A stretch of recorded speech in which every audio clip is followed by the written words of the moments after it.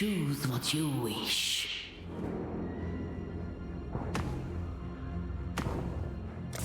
Precious stones beyond compare.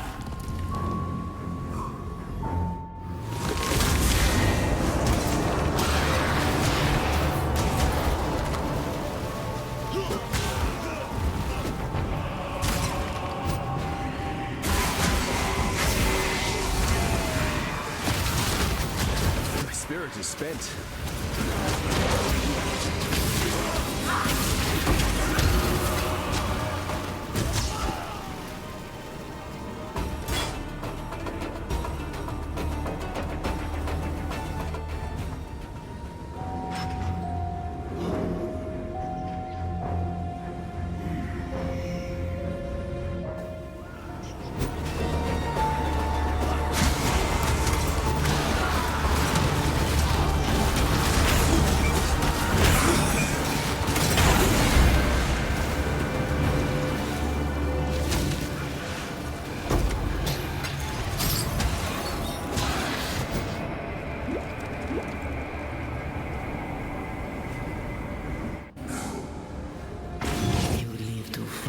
Another day.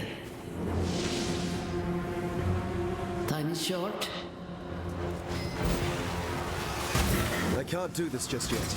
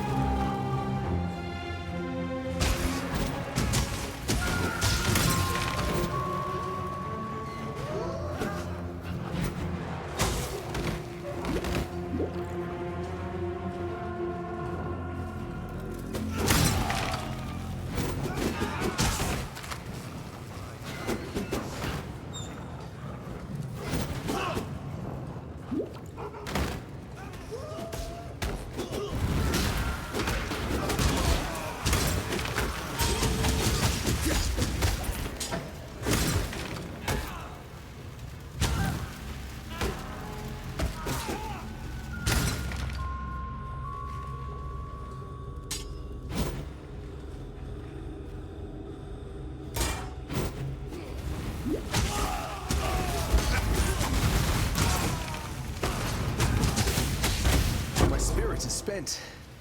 Oh, it feels good to have an audience again.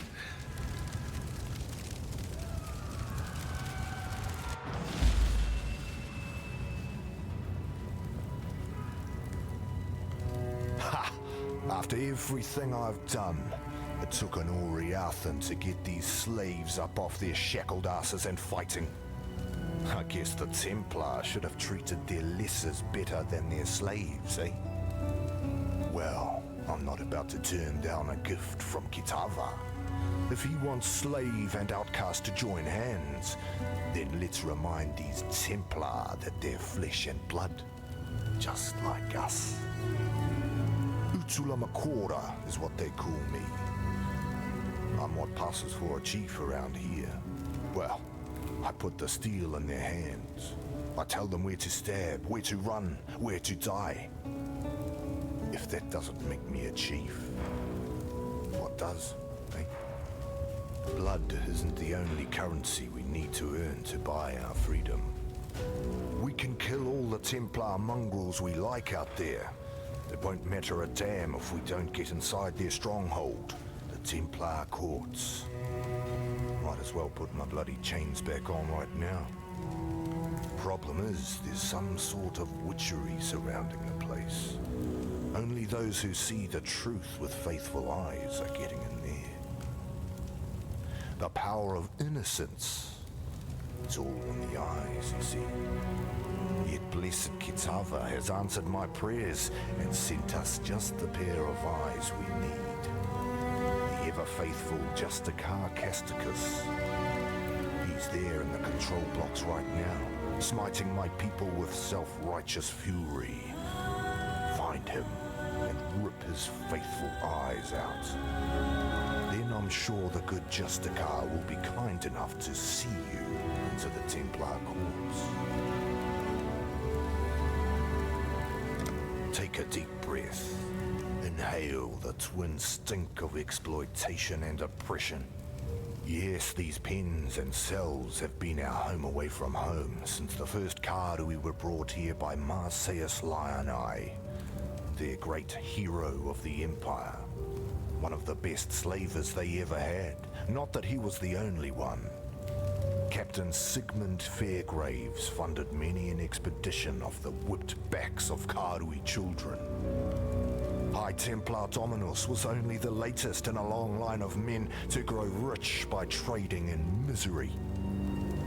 Oriathan wealth was built on Karui poverty. Oriathan gold will forever be stained red by Karui blood.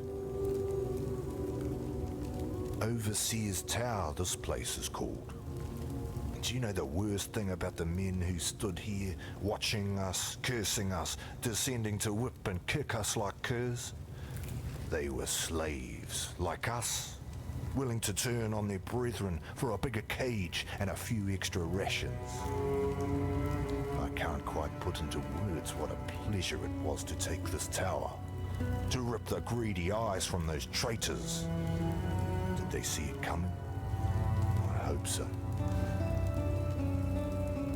Well, I know his other names. The Black Spirit, the Cannibal King, the Ravenous One. He was all of those things before Tukohama slashed out his eyes, before Valakor drowned him in the sea, before Hinekora whipped him and condemned him to immortal darkness. Kitava has learned from the suffering inflicted upon him, learned what cruelty is from his own flesh and blood, learned what it means to be a slave.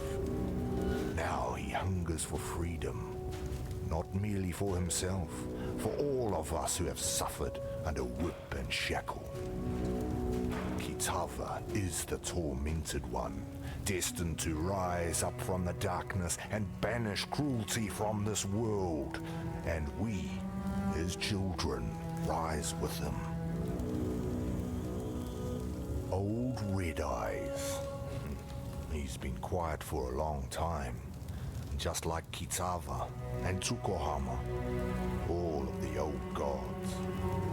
Now innocence has woken up, and with him, power like I've never seen the Templar wield before. It's all right though. We slaves, we've got our own god looking out for us now. I can see him in the eyes of my brothers and sisters, smell him in the blood we've spilled, hear his call in the screams of the fallen. I don't rightly know where the gods have been or what's brought them crawling back, nor do I really care. All I need to know, my friend, is that we're not alone anymore. There's two parts to the Templar, the grim face and the spotty ass. Out front, you've got the Templar courts, usually the last place our Hatungos see if they're stupid enough to preach their craft within a Templar's hearing. Oriath's woodmongers must do a roaring trade with that place. When the wind blows right, you can even smell the aroma of barbecued blasphemer from here. The arse end, that's the Chamber of Innocence. It's where the real earnest believing gets done, where the young Templar go to pay their respects to God Almighty, and get the good sense baptized out of their heads. I've not seen the inside of the chamber myself, but you can feel it from over a block away. Like there's an eye in your gut, peering through your insides, looking for even the tiniest stain of sin. I tell you, sane people go in one end of that place, ash and apostles come out the other. Watch yourself in there. With Dominus away in Wraeclast, someone had to keep the wheels of oppression turning. Avarius was only too happy to take the job. It had plenty of practice already, of course.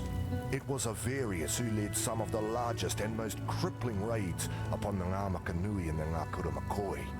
It was on his orders that men, women and children were shackled and shipped like cattle to Theopolis.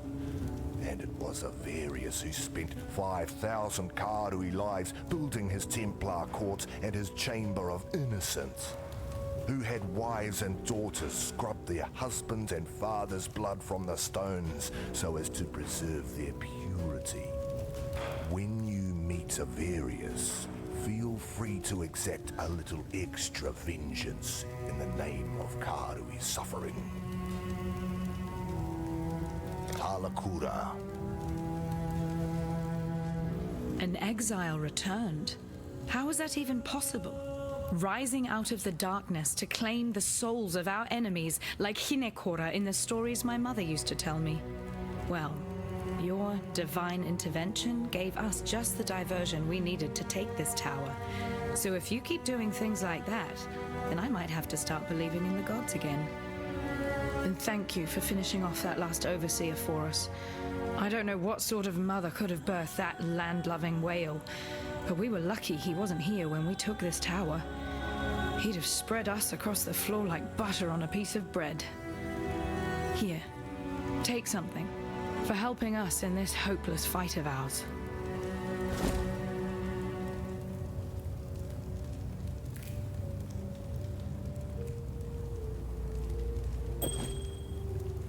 We'd been planning it for months, spreading the word, stealing weapons, gathering support. Utula and his followers did most of the dirty work. I just carried a few messages here and there. Should have known I'd end up like this when the real fighting started. In the darkest hour before dawn, that's when we broke our chains. And as many overseer necks as we could wrap our hands around.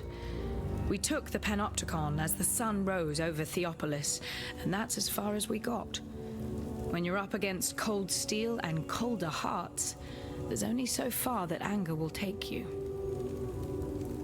Few of us can say that we've devoted our lives to anything greater than ourselves. Can you? I think Utula can. Since the day I met him, I've seen Utula do nothing that wasn't in the service of his people. He's a smart one. He could have escaped. He could have sailed off to Namakanui and never looked back. Yet there he stands, our herald of freedom. I might die of this wound, yet I'd be giving but a fraction of what Utula has to honor the Karui way.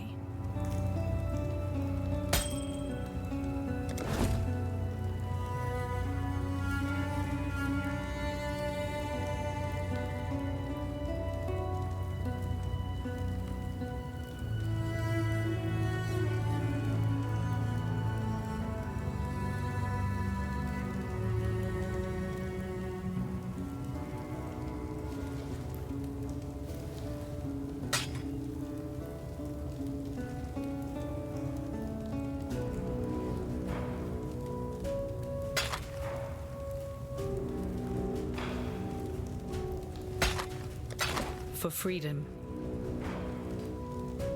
Unlike these assorted ignorami, I'm not surprised to see you here. The beast is dead, all thanks to you, I suppose. I was listening to the beast's death rattles when these lunatics broke in, wrecked the place, and dragged me here to tend to their cuts and bruises. Thankfully, I was able to bring some of my paraphernalia with me. The balance of power is shifting in your favor, O murderer of nightmares. If I am in possession of anything that might smooth the transition of governance, don't don't hesitate to ask.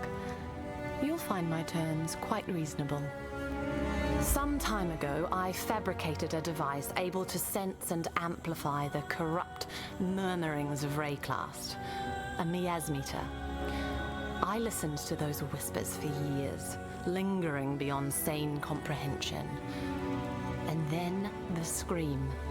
Such profound agony that my mind was nearly sundered by its percussion. I thought another cataclysm might be upon us. But no, it was you, slaying the beast. I was witness to a singularly potent cadence. This corruption, I am convinced that it holds the very key to our human history, and with it, our very existence. Yet without the miasmeter, I'm condemned to deafened ignorance. It remains in Piety's laboratory, as long as Utula's miscreants haven't vandalized the poor thing. Find it. In contrast to the company she keeps, Lani has quite an astute mind. I put it down to that Oriathan education she's managed somehow to procure. Whilst quelling whatever resistance you might meet in this noble coup of yours, you'd be well advised to look to Lani for counsel. She'd make the finest of advisors, second only to myself, of course. Utula might appear to conduct himself with honesty and honor, yet has all the telltale signs of a desperate man born of desperate times. As the cornered animal will bite and claw, the cornered man will lie, steal, and murder in the name of survival. It's understandable, and deadly if underestimated. I can't really fault Justicar Casticus, a man committed heart and soul to upholding the law.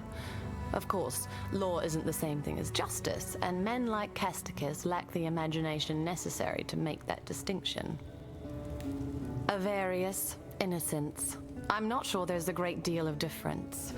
Around the time I heard the beast's mortal scream, the newly appointed High Templar Avarius went through something of a revelation.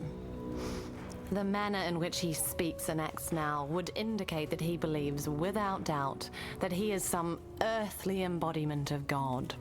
That's faith for you. It'll reduce grown men to the madness of infancy. I gave Piety everything, devoted my life to her work. What did that thankless bitch do for me in return? Left me here to polish her beakers while she pursued glory in Wraeclast. Oh. You killed her, did you? Likely as not, you'd have killed me too had I been there. In that case, perhaps we both got exactly what we deserved. Farewell. Yes. I'd be dead right now if not for Violenta. I just hope I live long enough to repay her. And how will I do that? By talking Utula out of his inclination to slice Violenta's throat open. As far as I'm concerned, our pasts are as broken as our chains. For freedom. Talamoana. Say, Lani's a pretty tough girl for a half-blood. Her mother was Karui, but her father, a lord with a nose for island flowers. Despite that Oriathan stain in her blood, Lani risked her life time and time again, slipping us the information that she bore between the lords and ladies of Theopolis. Honestly, couldn't have put the pieces of this uprising together without her. And she's a fighter. Struck down 2 overseers before a third managed to put that scratch on her. Don't worry, it won't slow her down for long. Not Lani. If it weren't for Lani, I'd have cut that bitch's throat the moment I met her. But Violenta seems to know her medicine, so she gets to live. Until Lani is better. Then Violenta will answer for her crimes against us. Alakura, Savior.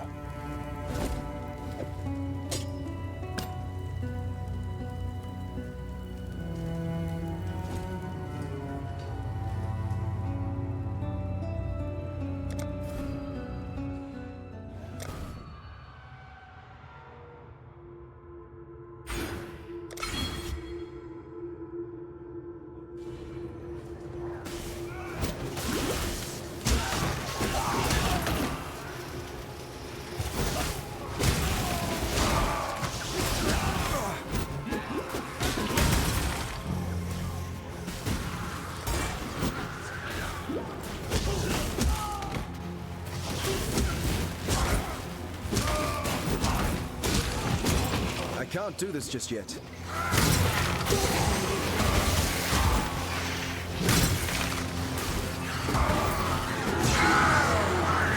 My spirit is spent.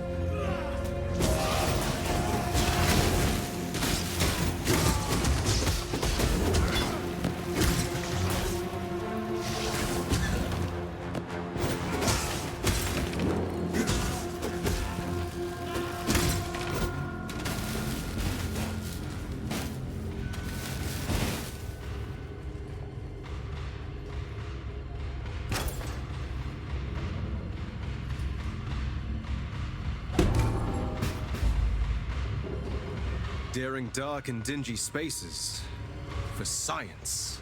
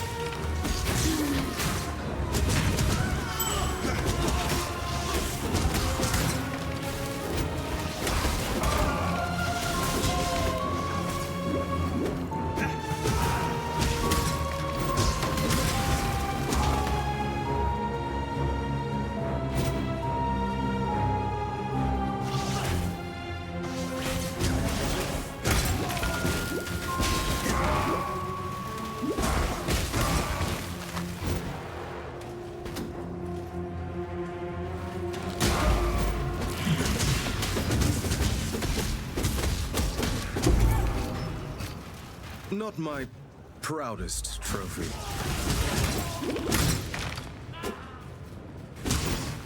I can't do this just yet.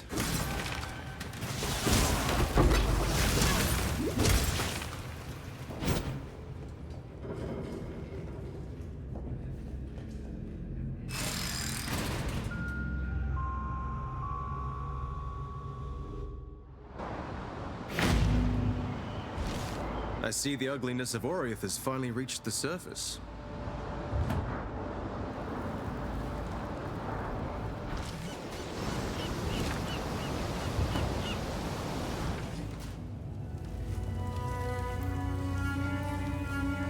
Thank you. By killing Casticus, you've given us a fighting chance.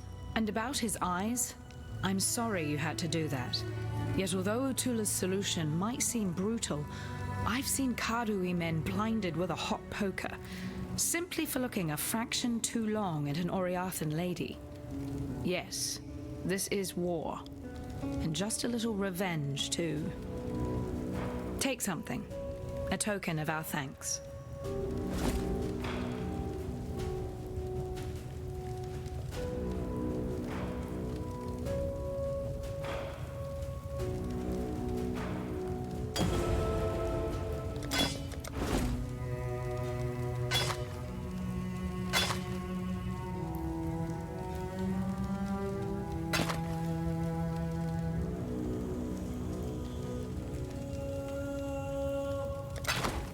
For freedom.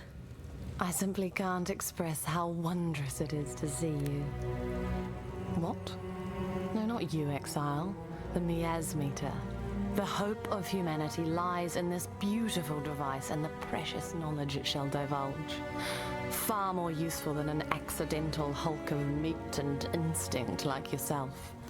In fact, I wouldn't be surprised to discover that your slaying of the beast correlates directly to the strife we must currently suffer.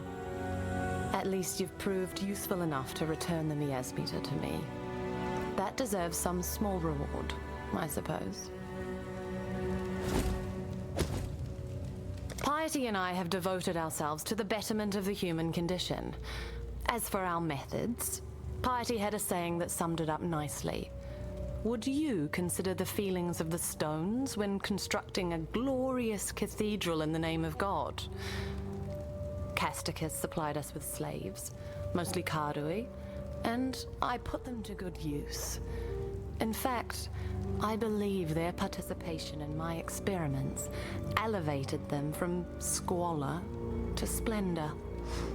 Our subjects were able to give their otherwise meaningless lives to something greater than themselves. Isn't that what we all want in the end? Farewell. Hello. Tala. So you made Justicar Casticus see the light, did you? Couldn't have happened to a nicer fella. Yet now I've an even more charming chap for you to make the acquaintance of. He's over at the Chamber of Innocence, beyond the Templar Court, and I bet he's just dying to meet you. It's High Templar Averius I'm talking about. Although he's so filled to the eyeballs with innocence that it's hard to tell where the man ends and the god begins these days. Well, that's good news for us. Kill the man, and you kill the god. And what are the Templar without their god? Lambs in a slaughterhouse. Talakura.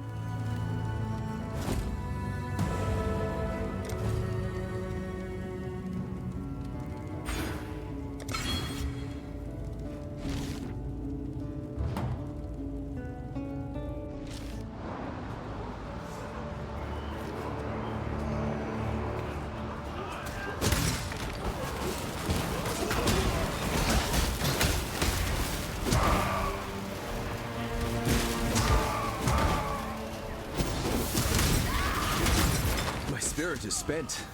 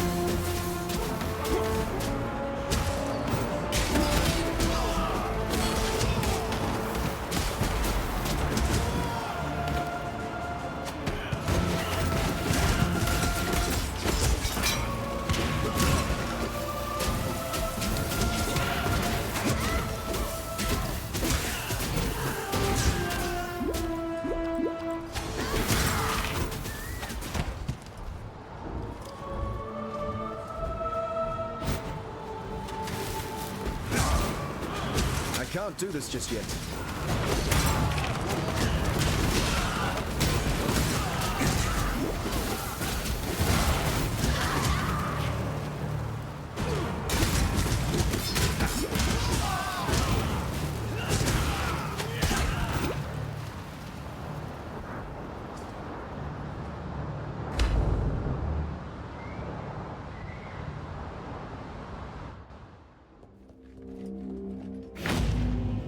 I should think of something flashy to say to the judges that exiled me before I kill them.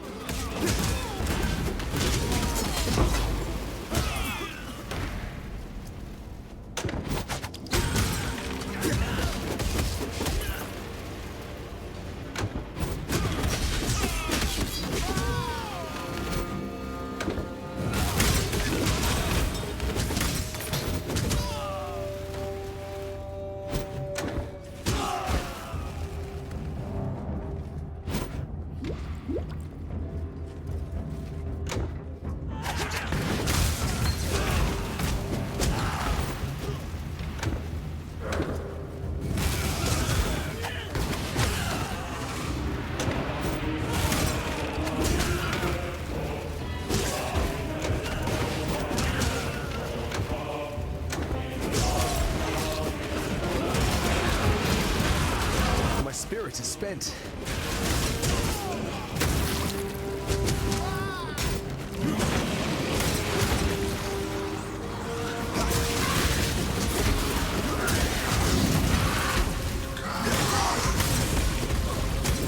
You've done well.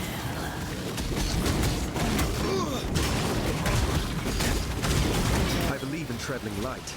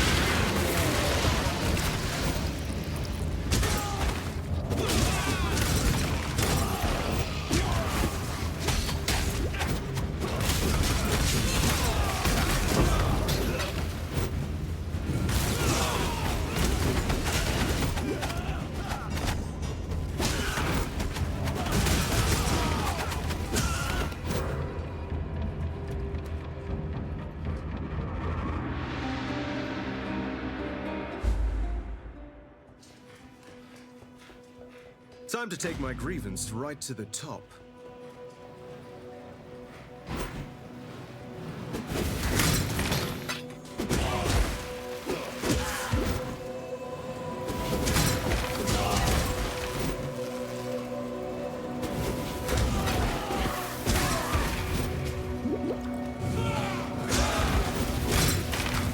I can't do this just yet.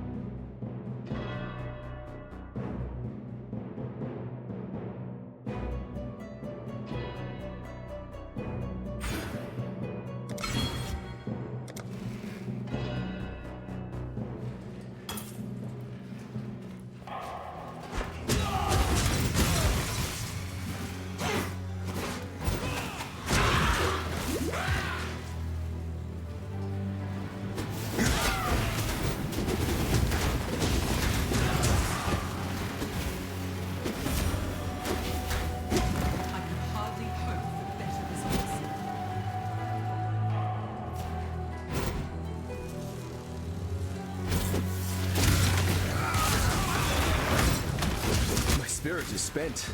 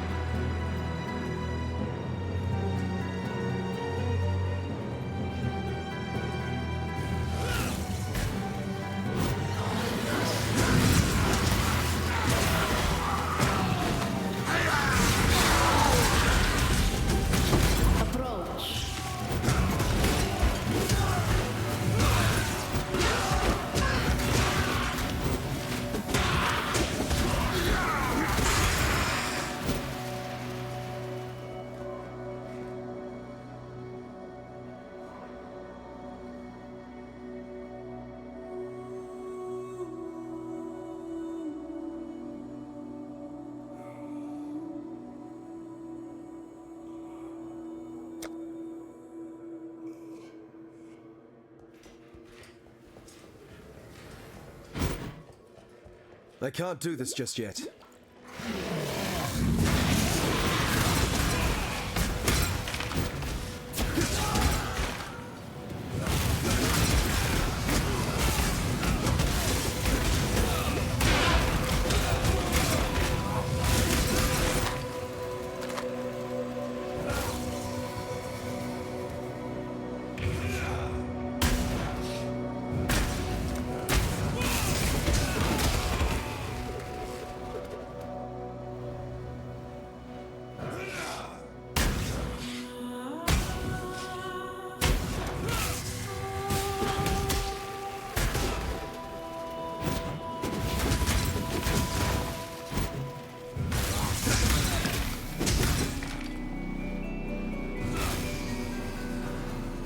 I believe in traveling light.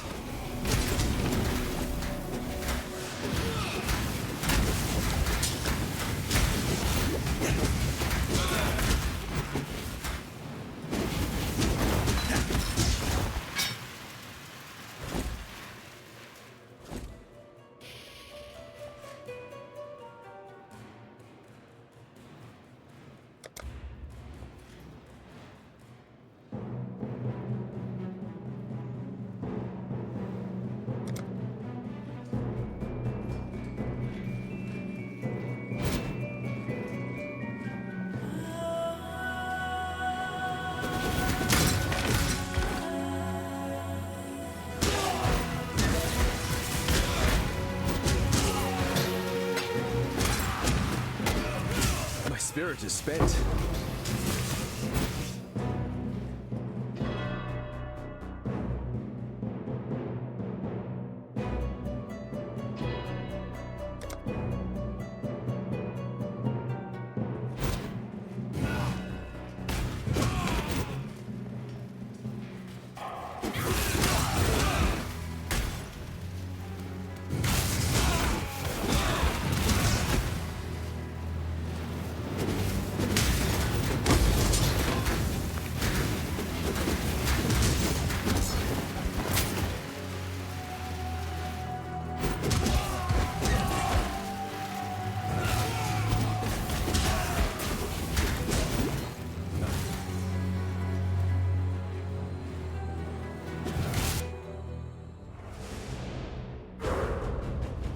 The world must be cleansed of impurity. Rise! I am the Emperor!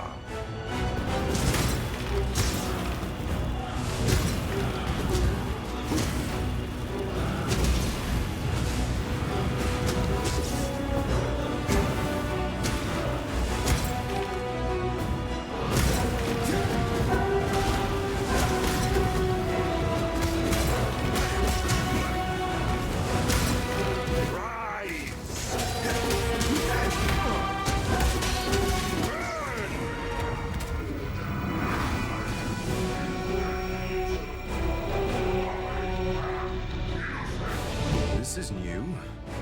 I am the storm!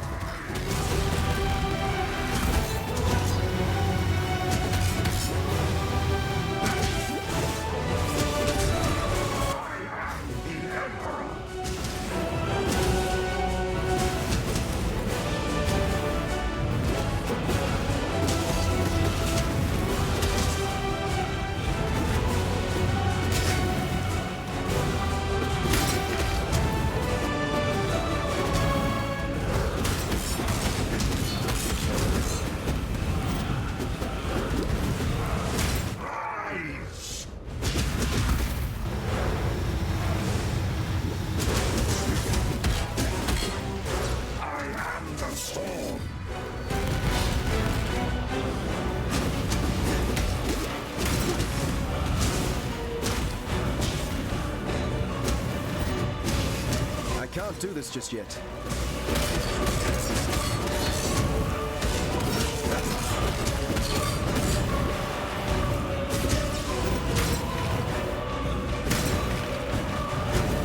My spirit is spent.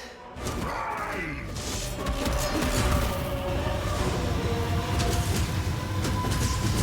am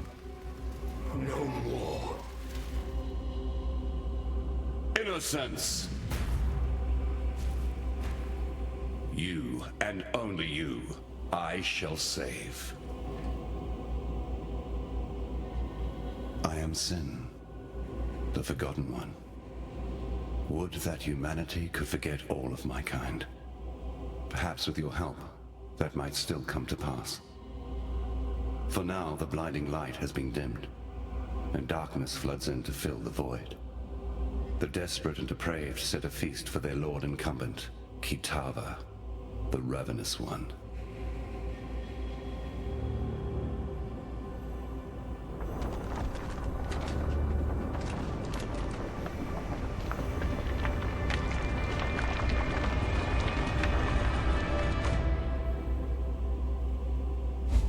Should Kitava accept their invitation, there is but one thin sliver of hope for us all. My brother's sign of purity. Look to it in the choking passages of Templar reverence. It shall be your torch when night falls at last. Deep in the Templar's ossuary, in the company of the dead, there lies the sign of purity. Innocence bled himself for the creation of that cruel and desperate weapon.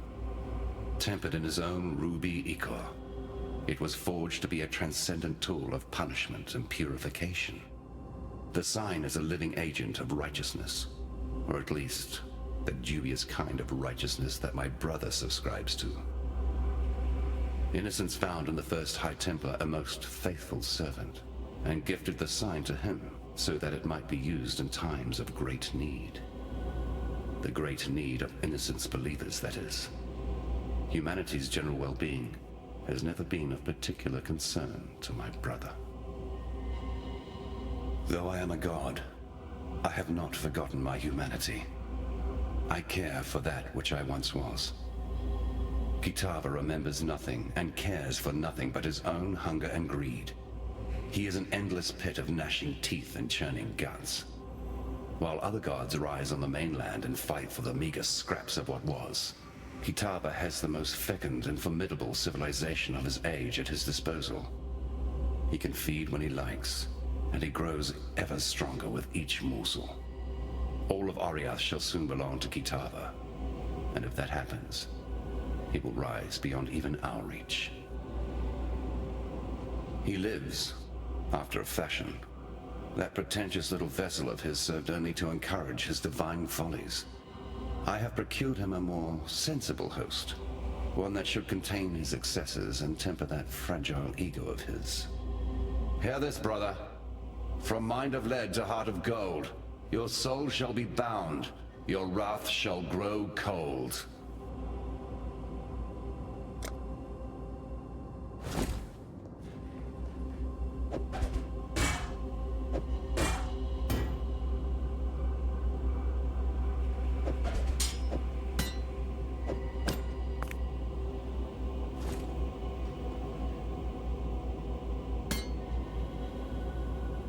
I believe in traveling light.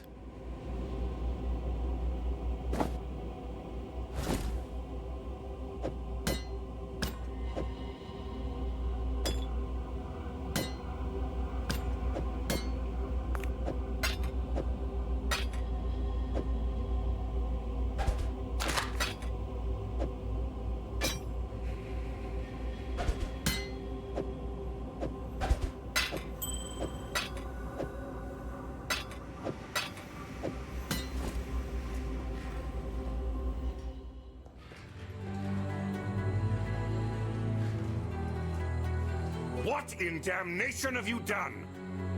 You've destroyed him, and yet I hear the voice of Innocence, begging for our forgiveness, asking for our help.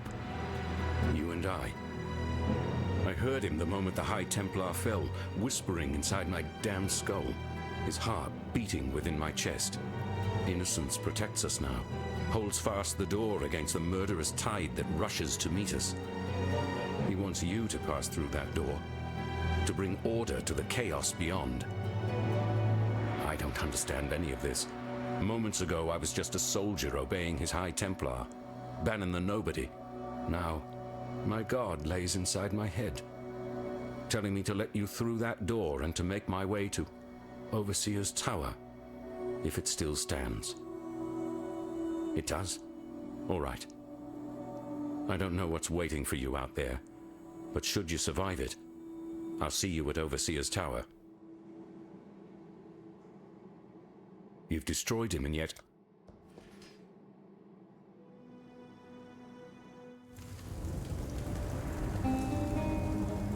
Oh, they saved me the trouble of burning this place down.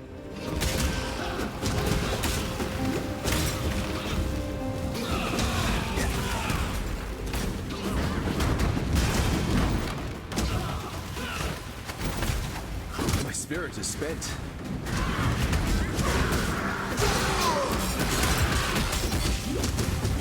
I do love the stink of victory. I believe in traveling light.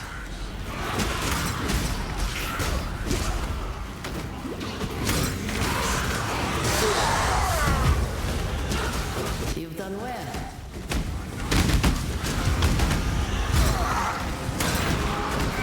I can't do this just yet.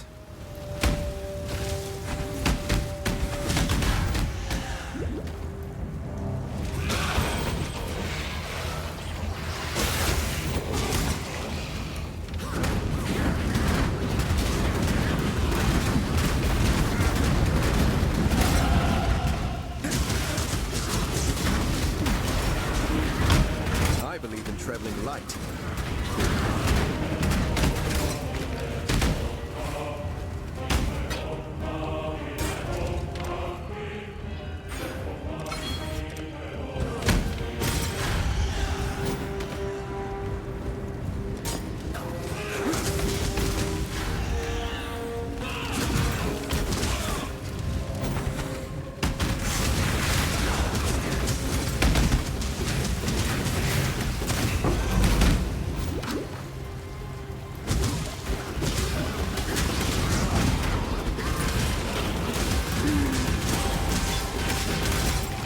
I believe in traveling light.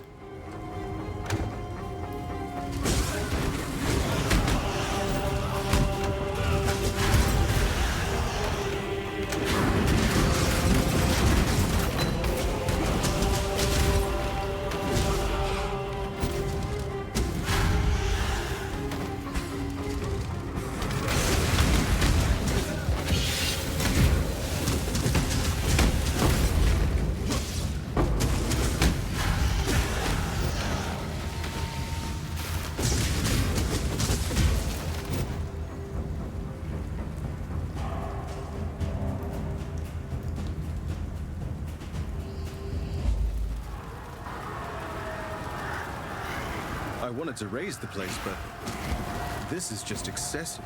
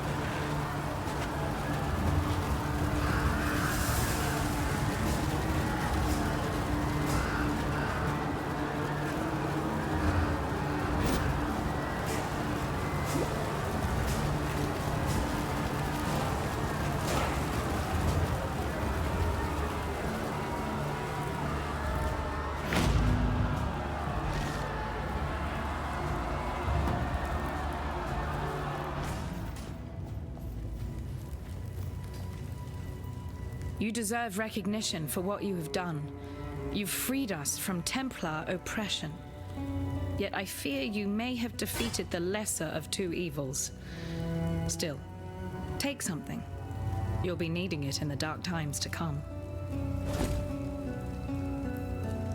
Once Kitava has gobbled up every scrap of Oriathan flesh, sucked every Oriathan bone dry of marrow.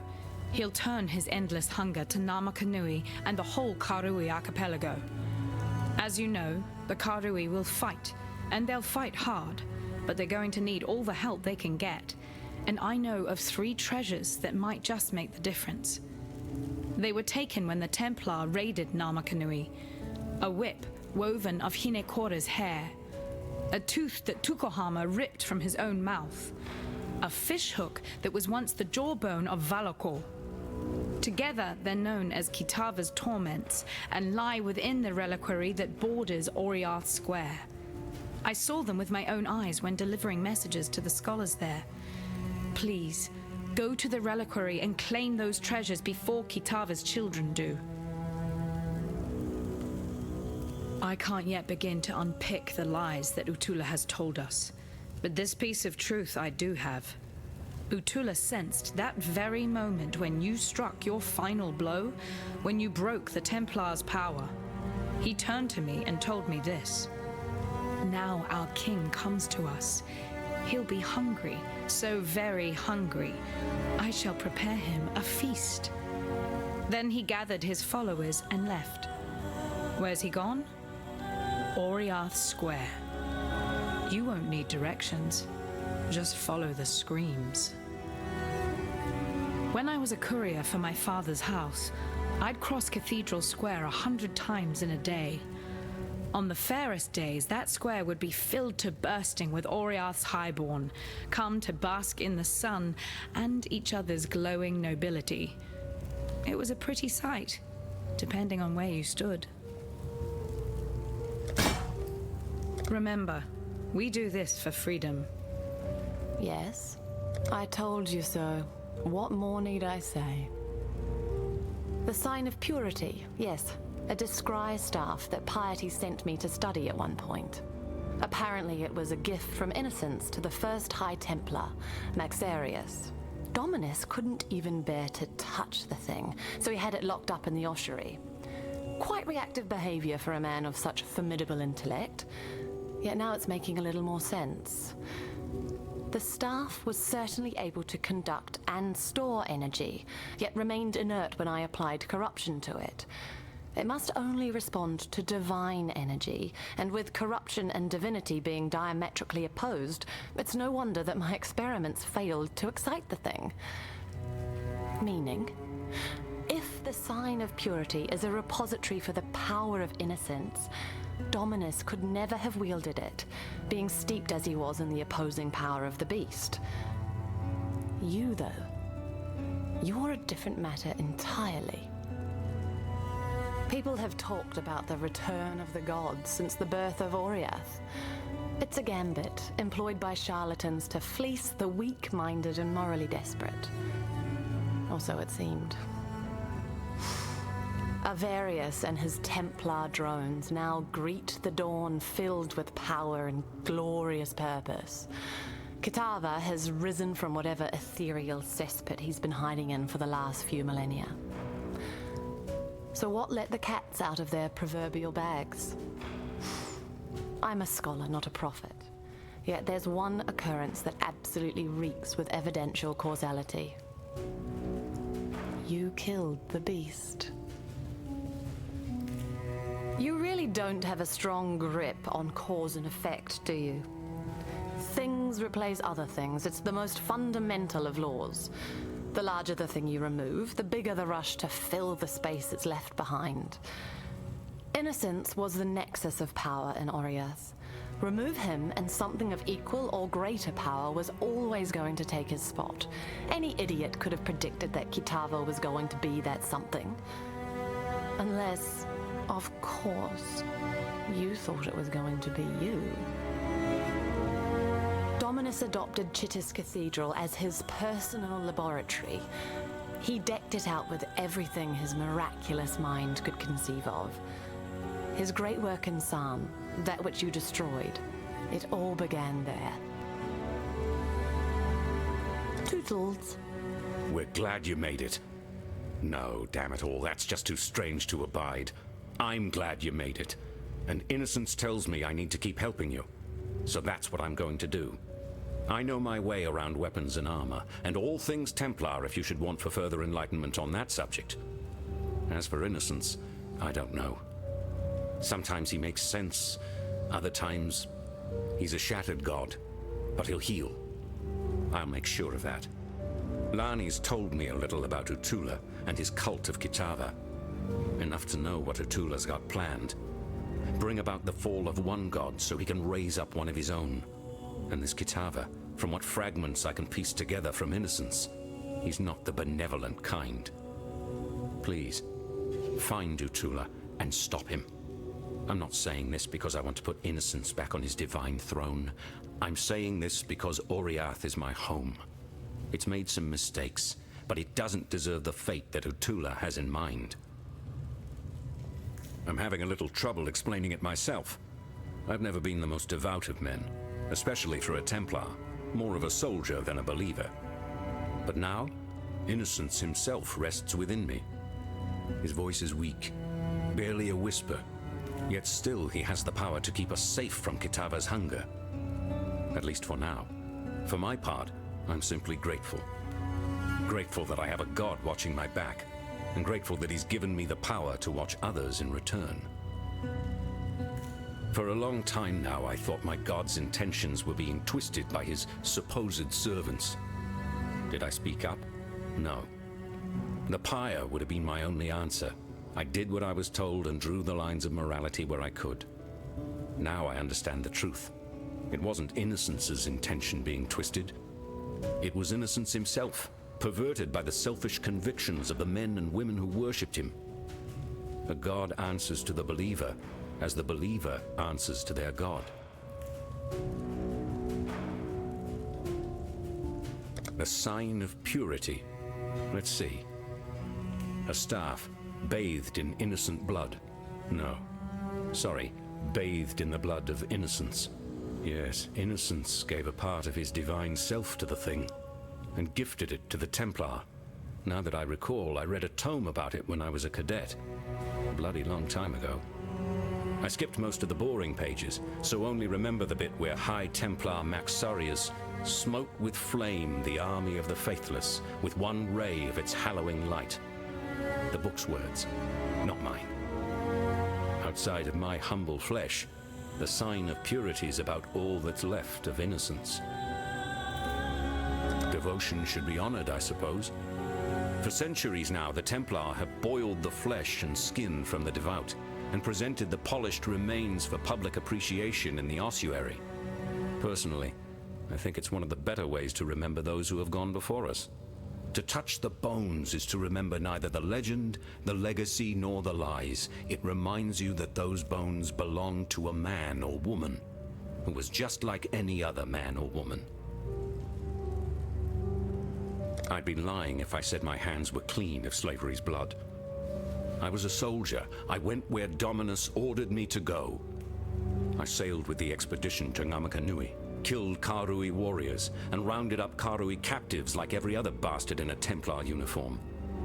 So I don't blame Lani for wanting to take back her freedom, and I don't blame her for believing Utula's lies either. I certainly swallowed enough of Dominus's falsities to sicken my soul. It's what we do now that matters. I can see that Lani's heart is in the right place, and for once in my damned life, so is mine. To be perfectly honest with you, I don't trust her. Yeah, I've got my reasons. Piety kept her work pretty quiet, but her results were brutally clear. The people she took, the people she changed. Slaves mostly, and a few enemies of God. Enemies of bloody Dominus, more like it. I don't go in for black and white definitions of good and evil, but with piety in her ilk, I make an exception. Whatever's lurking inside Violenta, it ain't good. Not by a long shot.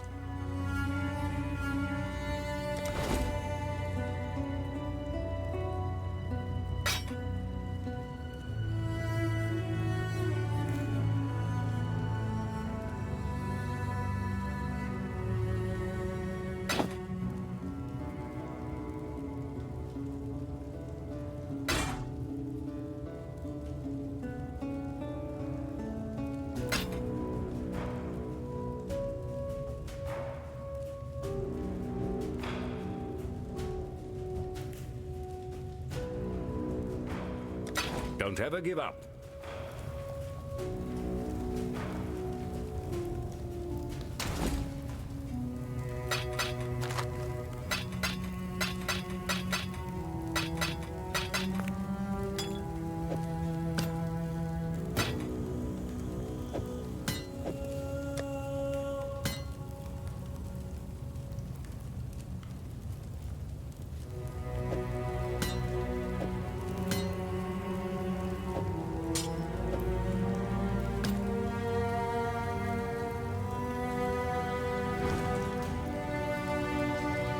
Yes.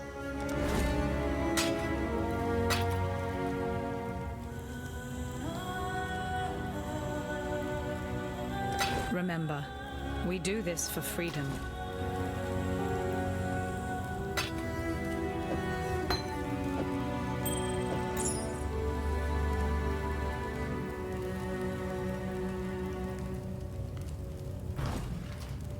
Freedom comes to those who fight. Bannon is unexpected.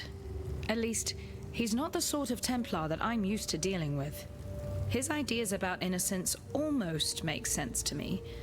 The way he worships innocence and receives such power in return, it's like his devotion actually brings out the best in his god. But how is that possible? A god is a god. They bless us and they punish us, not the other way around. Yet for Bannon, somehow it's different. The King's Feast is an ancient ritual born of less enlightened times. Long before the Karui followed the way, one tribe would conquer another and a feast would be prepared for the triumphant king. The main dishes of this feast were selected carefully for the sweetness of their nature and the tenderness of their flesh. You see, when the conquered fills the belly of the conqueror, two tribes become one. And that's what's happening out there in Theopolis right now. The tribe of Kitava is feeding upon the tribe of Oriath, and the feast won't end until two tribes become one. Remember what Utula said about Kitava? He is the tormented one, destined to rise up from the darkness, and we, his children, rise with him. It was there all along, in eyes too bright and smiles too wide. Cunning concealed by kindness. Conquest wearing the mask of freedom. I didn't see it because I was looking for something else. Hope. The cult only wanted what it's always wanted. To be born again in their father's image. They are Kitava's children, the first of his tribe. Unless you do something about it, they won't be the last.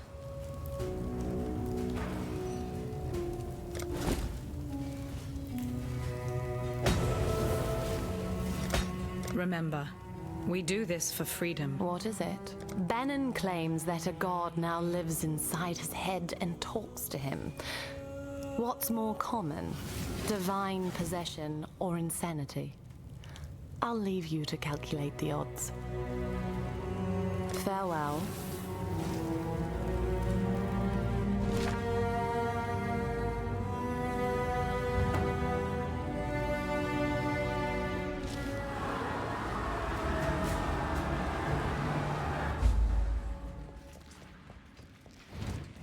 Whatever happened to a good old-fashioned graveyard?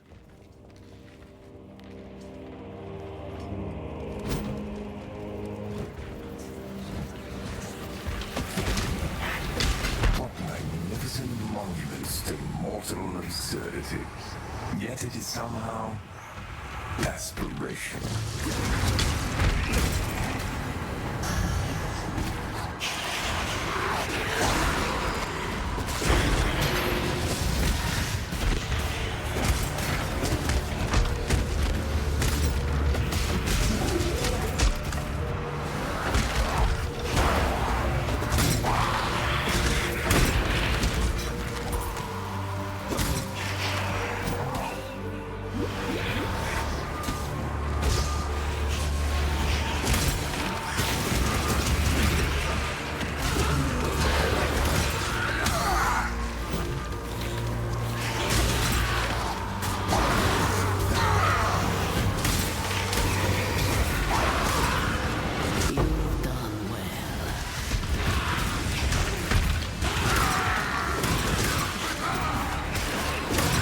can't do this just yet.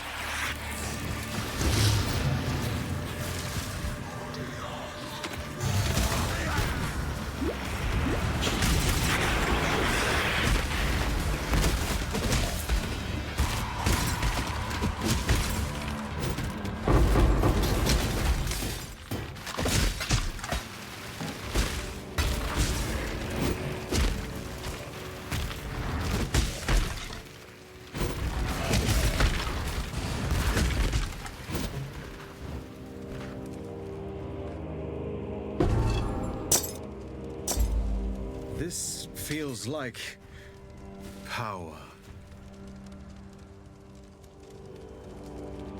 An empire is nothing more than a standard pitched in the naked earth. The time has come for you to raise the standard upon the peak of false faith, the apex of Chitta's cathedral. Drive it deep into that sacred stone. Mark the death of a faithless empire and slay the slavering kingdom that seeks to consume it. An empire is not...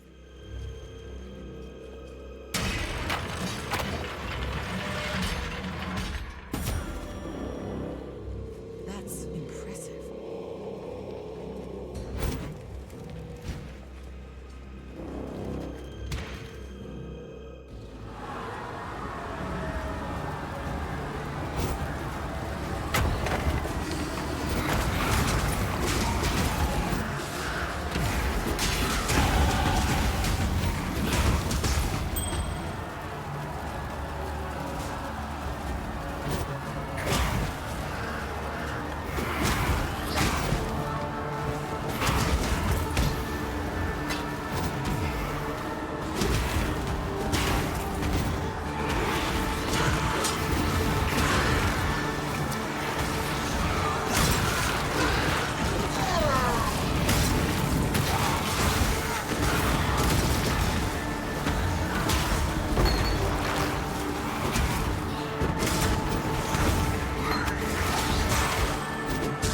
My spirit is spent.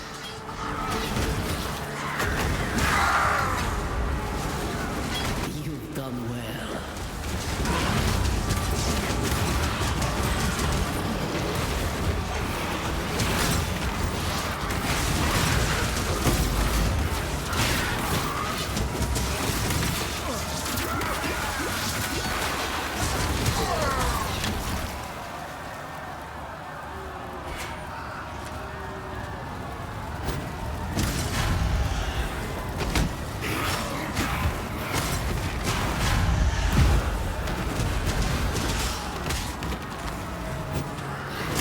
I can't do this just yet.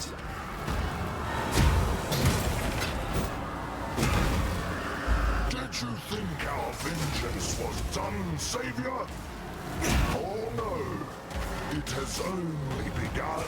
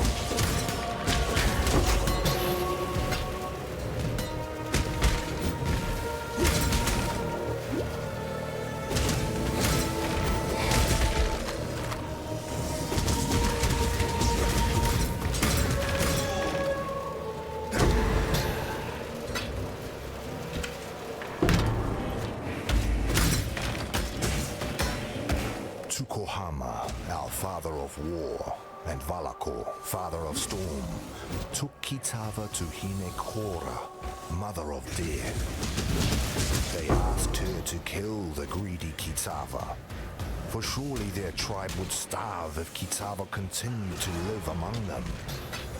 But Hinekora refused, for death would not teach Kitava the lesson he needed to learn. Instead, Hinekora beat Kitava with a whip woven of her own hair. To Kitava, each strand was a searing lash, and so he wore thousands and thousands of blistering lashes across I believe in his back, traveling light. as Hinekora drove him relentlessly into the darkest corner of the underworld. There she left him to suffer, without water or food, for the rest of eternity. And there Kitava remained, in the darkness of Hinekora's night-clad island, for time beyond measure. There he suffered, waiting for the day that he could return to the world of light, to slake his scorching thirst and satiate his ravening hunger.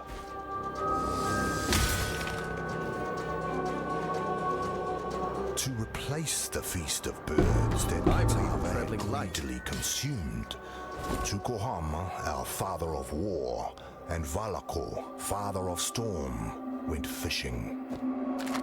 Although Kitava was blind, he could still cast his line and feel when a fish took his baits.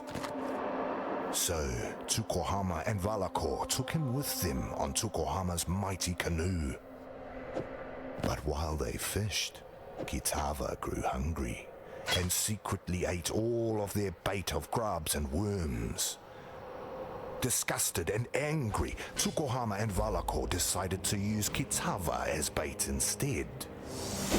Valakor used his own jawbone as a hook, impaled Kitava on it, and cast both into the sea.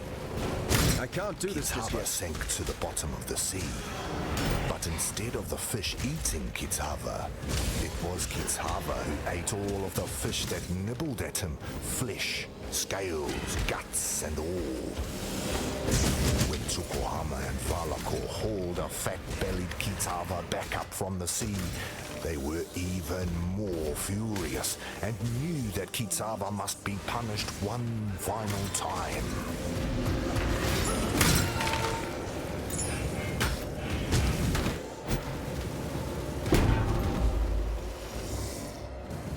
Arohongui, daughter of the moon, was preparing for a feast to celebrate Tukohama's return from his war on the first ones of the Ezamites. Tafor, son of the forest, asked each of the birds to sacrifice one of their kind for the feast. He gave these offerings to Arohongui, who cooked them in a great firestone pit. Seeing all of those plump birds cooking made Kitava very hungry, and he offered to watch them, to make sure they didn't burn while Arohongui rested during the heat of the day. Arohongui thanked Kitava for his kindness, but while she slept, Kitava ate the cooking birds, flesh, bones, gizzards and all. Upon waking, Arohongui was furious to find that Kitava had lied to her, for saying that he would watch the birds when he truly intended to eat them all up. When Tukohama arrived home in his mighty canoe, Arohongui asked him to punish Kitava for his selfish gluttony. Tukohama, our father of war, agreed and pulled the sharpest tooth from his own mouth. He then asked Arohongui and Tafor to hold Kitava fast while he cut Kitava's face with the tooth. 2 slashes that blinded Kitava and formed a bleeding cross upon his face. From that day forth, Kitava would never be able to promise to watch that which he truly intended to consume.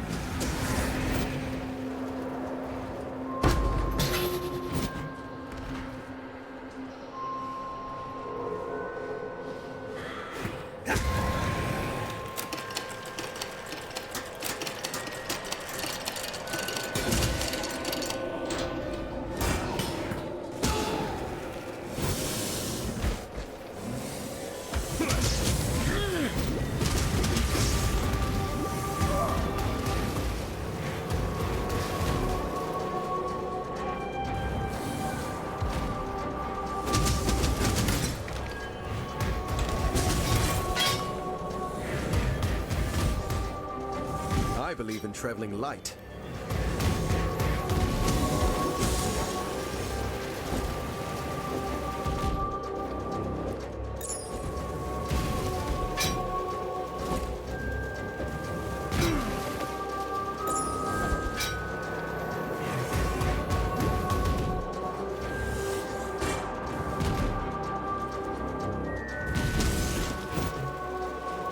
I can't do this just yet.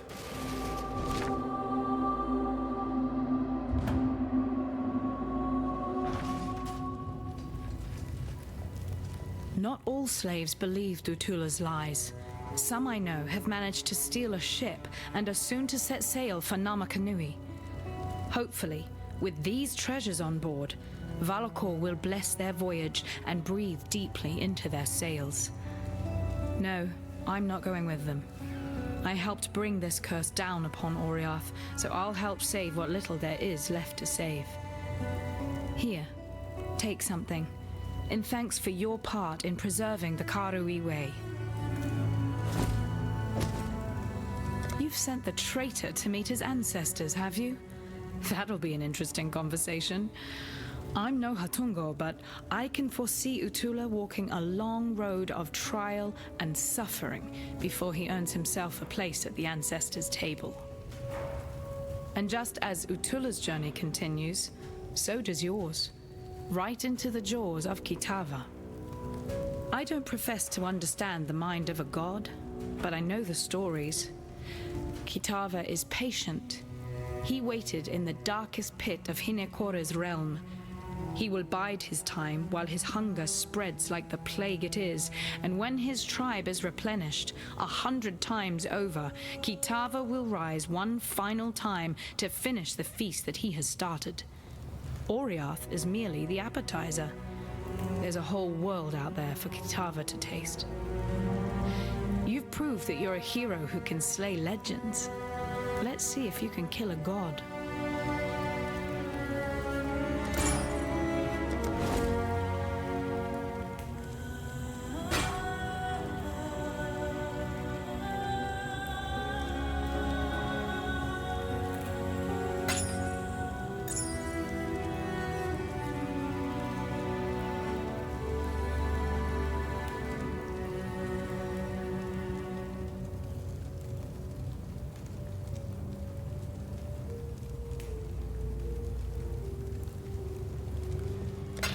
Remember, we do this for freedom.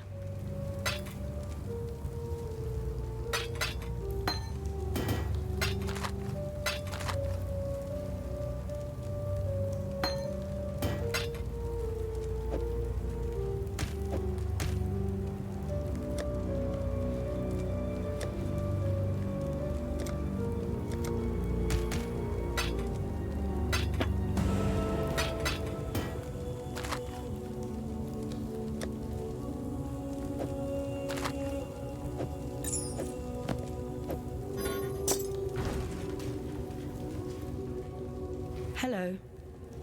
Yes, what is it? The High Priest is dead, yet the object of his devotion remains. There's no doubt you did all right bringing that man-turned-monster to heel, but you weren't able to stop him fishing his master out of a river of blood. Damn. Sorry. I never could get the hang of boosting morale. Didn't seem right to polish the edges off harsh facts. Probably why I never made captain. Still, I've been poking around here for a bit and have turned up Utula's stash. Quite the magpie he was. So here, help yourself. When it comes to hunting a god, I suppose every little bit helps. Don't ever give up.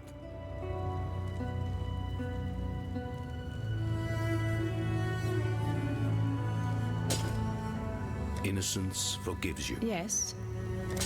for freedom.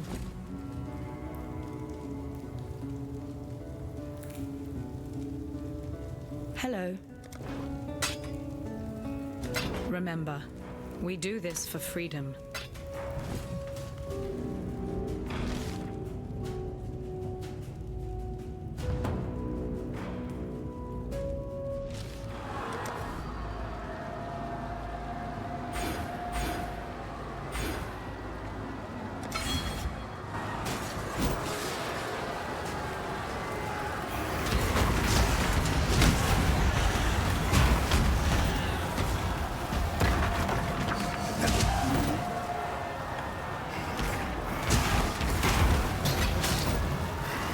I can't do this just yet.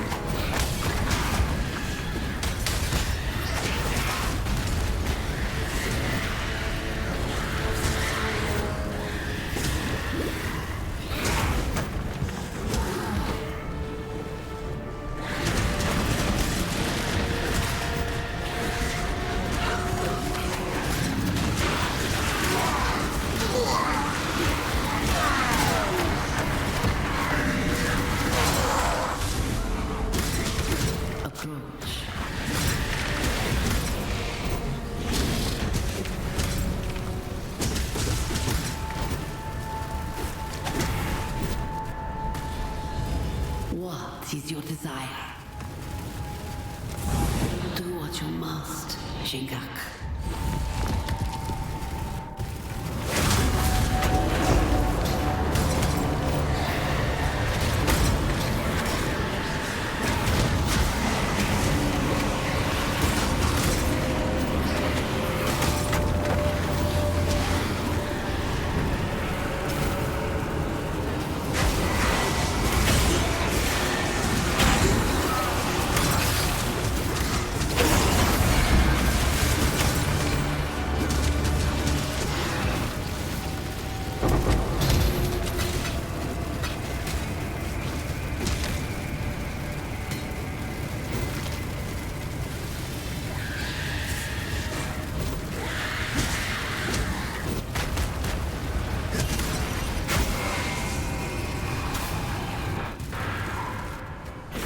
A legendary battle.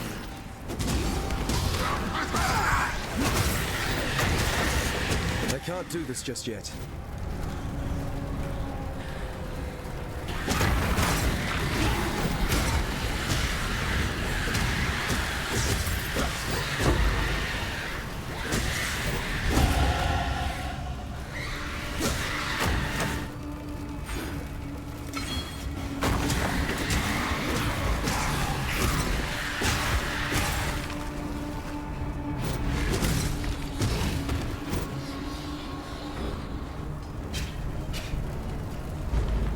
Now seems a good time to question my life decisions.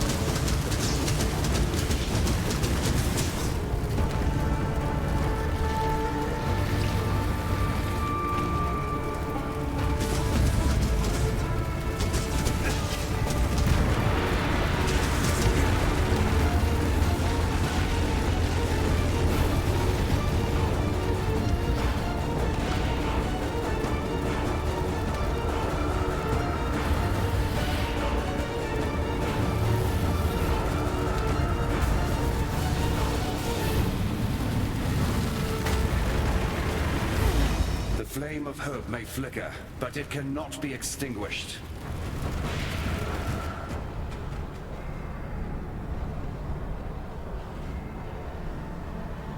There is no shame in falling to a god. Shame lies only in refusing to rise again. You shall soar. That much I'm permitted to foresee. You shall ascend to the peak of your loftiest mistake, and from there you shall pluck a single surviving hope from the jaws of immortal despair. A ship sails for Lion Eye's Watch not far from here. Be on it.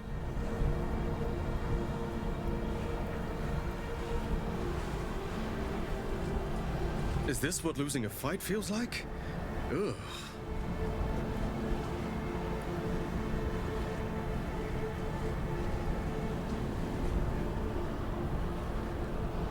I'm Captain Lily Roth, and we sail for Wraeclast. Better to live in exile than die on this psychotic bonfire of an island. You want to make it out of here, you'd better get on board.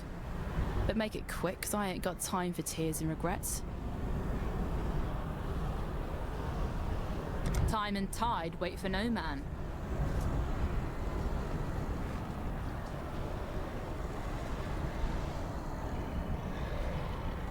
Good tidings to you. Remember, this ain't no charity run. You owe me. Cast off!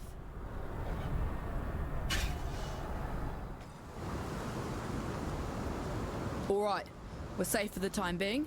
Now let me introduce myself properly. Lily Roth. Yep, I'm one of those Roths. Some call me smuggler, others pirate. Yet I prefer the sound of nautical entrepreneur. Came up with that one myself. So you come see Lily if you need something, or even if you just fancy a good chat with a lovely lady. Don't think I'd be forgetting that favour you owe to me. In fact, now I think of it, there's certainly a way you can be repaying this most considerable debt. You see, those blasted cultists have been plundering the refugee ships trying to escape Oriath. And if not for my incomparable skill as a sea captain, we'd have met the same fate. But now the drowned dead are watching ashore, and they ain't staying dead. There's been a whole lot of blood, sweat and tears getting these few lucky survivors here in one piece. What sort of captain would I be if I let them get ripped apart by walking corpses? Wipe the Twilight Strand clean of those filthy undead bastards and I'll call us even. Might even throw in a little something extra if you can pull it off. Time and tide wait for no man.